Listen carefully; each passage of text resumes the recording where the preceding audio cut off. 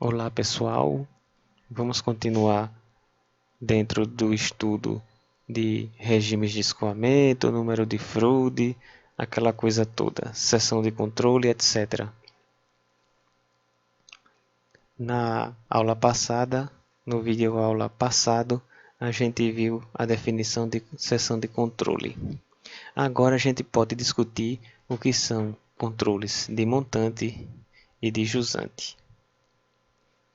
Vamos pegar aquela curva que a gente forma a partir do momento que a gente estabelece um nível de energia constante e aí a gente forma uma função Q de y. Então, fazendo E igual a um valor E0 constante e isolando a vazão, a gente chega nesta equação. Tá? A partir do momento que eu considero um canal retangular, onde a área molhada é igual a base, né, vezes a altura, e eu pego esta base, jogo no denominador, no primeiro membro da equação, então a gente agora começa a trabalhar a partir disso com uma coisa chamada vazão por unidade de largura. Então a gente está supondo um canal de largura B, canal de seção retangular, e aí a gente vai trabalhar agora com a vazão por unidade de largura. Se você traçar o gráfico Q versus Y, chega nesta figura aí, tá? Nesta figura, então, a gente tem uma coisa bem interessante que ocorre também com a curva de energia específica em função de Y, quando Q é constante, tá? Então, isso aí até a gente já viu em outra videoaula, né? Você tem aí que no ponto onde tem a profundidade crítica é o ponto de vazão máxima, certo? E a gente, se vocês lembram de outras videoaulas, esses dois pontos aí onde tem vazão zero, o significado físico para eles é, ou você tem no ponto de baixo y igual a zero, tá? Porque aí fica zero aqui, este y e zero esse aqui, de modo que q igual a zero, ou você tem o outro caso onde o y é exatamente igual a um nível de energia E0. Isso vai ficar mais claro nos próximos slides. Para isso, vamos supor que a gente tenha um canal retangular de largura B, como a gente viu antes, né? Curto, com uma queda lá no final do canal, e um fornecimento de energia que poderia ser, por exemplo, um reservatório onde você mantém o nível constante. Tá? Então, se aqui você mantém esse nível constante, de alguma maneira, você pode utilizar comportas pertinho aí, a montante do início da seção transversal ou a jusante. Então, só para lembrar aquela curva, onde é que ela está, alguns pontos característicos nela que a gente vai tratar daqui a pouco. A, B, C e D. O que é que aconteceria se a gente trabalhasse com uma comporta de montante, né, inicialmente fechada, e depois começássemos a levantar essa comporta, né, e liberaríamos a água aos poucos? O que é que ia acontecer? A gente vai ver daqui a pouco. Isso é um caso, tá? A comporta montante. Agora, e se a gente tivesse uma comporta jusante, tá? Então a gente vai ver esses dois casos: comporta montante ou, tá? Ou seja, sem essa de montante, com ela somente a jusante, tá? Vamos ver o que acontece. Bom, vamos ver o caso da comporta montante.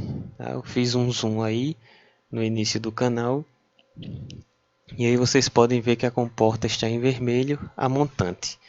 Bom, como ela está fechada, o nível de água é exatamente correspondente à energia E0. Então, na seção, esse Y, o Y, quando a comporta está fechada, tá? é exatamente a energia é zero. Até porque aqui, quando a água está em repouso, né? Lembrem desse caso aqui, ó. Quando a água está em repouso, nós temos que a carga cinética V2 sobre 2G é igual a zero. E como estamos tratando de energia específica, a gente não está preocupado com a cota, com nenhuma cota de fundo, né? Em relação a algum datum. Vamos liberar essa água então. O que vai acontecer? Vai acontecer é que a gente aqui vai começar a ser preenchido de água, ou seja, essa profundidade vai aumentar e consequentemente a vazão vai aumentar também segundo esta curva, tá? Então vocês estão vendo aí, ó, como é que fica a situação, né?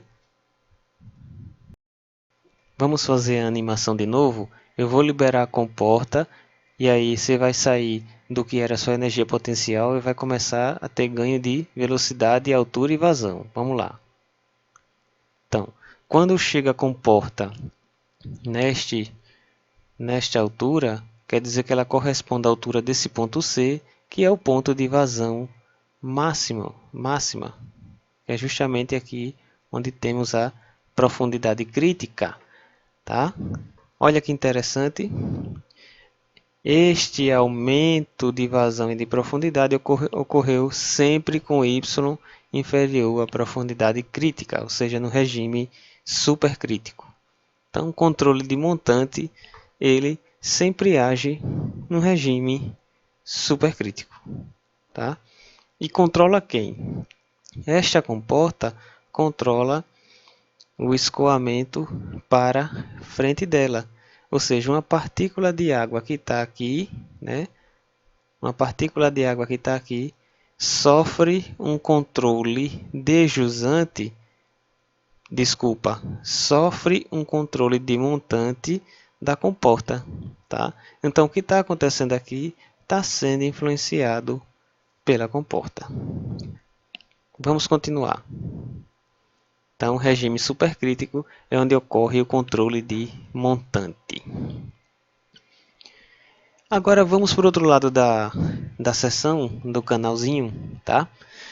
Lá a jusante, a comporta também fechada, nível de energia inicial é zero, tá? Nível de energia inicial é zero, que é igual exatamente a y, velocidade está zero, e aí eu começo a liberar a comporta. Eu vou fazer a animação para vocês verem o que é que acontece. Vocês vão ver que a água vai começar a baixar de profundidade, né? Essa profundidade aqui vai cair e a vazão vai aumentar, porque eu vou sair da energia que é somente potencial para energia cinética. Então, a vazão vai aumentar seguindo a nossa curvinha até o ponto C. Ó. Então, e aí, quando chega no ponto C, nós temos de novo vazão máxima, né? Aqui, ó, comporta liberou totalmente escoamento. Aqui nós temos a profundidade crítica e onde ocorre tudo isso é justamente no ponto, na região de escoamento subcrítico. Vamos fazer a animação de novo. E aí então atinge a vazão máxima na região de escoamento subcrítico, tá? Então a gente pode resumir o seguinte: o controle de jusante ocorre no escoamento subcrítico e o controle de montante acontece no escoamento supercrítico, tá? Eu vou voltar aqui no slide anterior só para vocês verem uma coisa. Olha só. Se você pega uma partícula de água aqui, da mesma forma que a gente fez no outro caso, essa partícula está sofrendo influência da comporta que está a jusante, tá? Então, escoamento subcrítico sempre temos o controle de jusante. E aí, já estamos chegando aí no final da nossa aula. A gente tem algumas coisas interessantes, ó. A gente viu na aula passada tipos de seção de controle, né? Seção de controle do tipo canal, movimento uniforme, seções de controle do tipo crítico, quando você tem mudança de regime, aqui por exemplo, os ressaltos, né? E o outro tipo de seção de controle que não se encaixa nem na seção de controle do tipo crítico, nem na seção de controle do tipo canal, a gente chama isso de seção de controle do tipo artificial. Eu lá fiz referência a essas setinhas aqui, ó, e aos seus correspondentes, as suas correspondentes letras. Olha só, aqui é a mudança de regime. Então aqui você tem escoamento subcrítico. Está aqui fluvial, que significa a mesma coisa. Então, eu disse no slide anterior nos slides anteriores que escoamento subcrítico, o controle é de jusante, tá? Então, esta seção ela está a jusante de uma partícula que está aqui no escoamento subcrítico, ok? Tá? É a mesma coisa aqui de cima. Ó. Nós temos aqui uma mudança de regime, nós temos um escoamento subcrítico e essa partícula que está aqui está sofrendo influência da queda na mudança de regime aqui na queda. E aqui no caso é uma situação semelhante, só que é uma mudança de declividade. Então, escoamento subcrítico controle de jusante. E aí, ó, esta seção ela exerce controle de jusante para quem está aqui, para as partículas que estão aqui. Por isso que vocês estão vendo uma seta aqui embaixo para trás. Tá? Então, essa letra significa o tipo de controle, se é de jusante ou de montante. Então, para a partícula que está aqui, por isso que você tem a seta, ela está sofrendo um controle de jusante, por isso a letra J. Então, a letra é só para dizer quem está controlando, se está montante ou se o controle está jusante. E a seta é quem está sendo controlado. Então vamos lá. Esta mesma seção, ó, esta mesma seção que faz controle de jusante para quem está atrás, faz controle, é também uma seção de controle de montante para quem está na frente. Tá? E a gente viu nos slides anteriores que o controle de montante ocorre em escoamentos torrenciais ou supercríticos, que é semelhante a esse caso aqui de cima. É como se a comporta tivesse aqui, ó. Escoamento supercrítico, o controle está a montante. Então, a partícula que está aqui está sofrendo o controle de montante. Ok?